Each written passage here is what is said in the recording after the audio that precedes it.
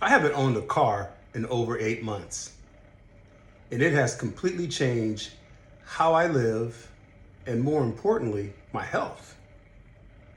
When I lived in the United States, I really didn't walk very much at all. Do you walk more or less since retirement?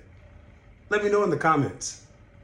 The majority of walking I did when I was back in the US was at Costco probably, or at a grocery store, where I'd go up and down the aisles looking for various items. And even then, in most cases, I knew exactly what I was looking for and where it was at, and so I could walk straight to those items. In the last 5 years before I moved here, I can't remember the last time I just went for a walk, especially leisurely and on a regular basis. I lived in a nice suburban neighborhood. It really was set up pretty well for walking, just didn't do it. It's never been a big part of anything that I did. Now, I will walk somewhere with a purpose, but just to get out and walk leisurely, that just really wasn't part of my lifestyle. You would see a few people out walking in the neighborhoods there. Usually, it would end up being the same people that you would see. So out of the percentage of people that lived in the neighborhood, I'd be surprised if 25% of them were out walking.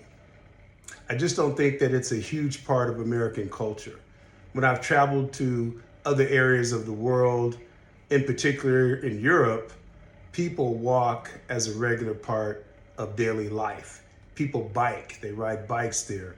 You see people in their 80s out walking. In the United States, that just isn't the case, or that certainly hasn't been my experience either personally or from what I've seen in the places that I've lived. Here in Thailand, much like in Europe, walking is a part of everyday life. Traffic can be congested. I guess parking as well could be an issue here.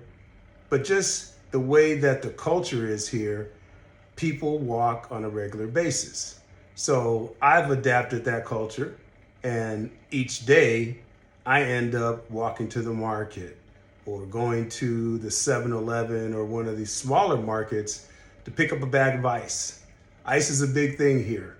And so I go through a big bag of ice at least every other day. As a former athlete, I've certainly got some aches and pains. I've had knee replacement, had a hip replacement. All those years running up and down the basketball court certainly have taken a toll on the body. But I can honestly say that being here in the warmer climate and the fact that I do walk more than I did when I was at home in the US, I think has really made a positive difference on my body. There was a time when I lived in Arizona that I used to get out and consciously try to get my steps at least 4 or 5 days a week. I try to get my 10,000 steps in. Here, I don't really get out consciously with a step goal, but I know that I'm getting steps every day. And it might not be 10,000, but I'm doing it repeatedly, day after day, week after week, month after month. And I think that's the most important thing. I try to make sure that I get a 15 to 30 minute walk in. I think that's going to provide me enough steps to feel like I've had a good day. If I were driving here, that would eliminate all of that activity. With that being said, I do think it's very important to make sure you got some good shoes on.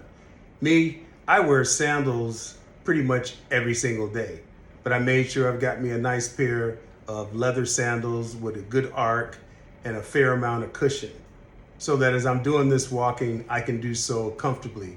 Also, there are uneven surfaces here that you have to traverse, and so you need to make sure that you've got a good quality shoe. Otherwise, you're going to trip, potentially fall, and injure yourself. It is indeed a pretty weird feeling not driving after doing so on a regular basis since age 16. But it's certainly something I've adapted to, and right now, I certainly prefer walking over driving.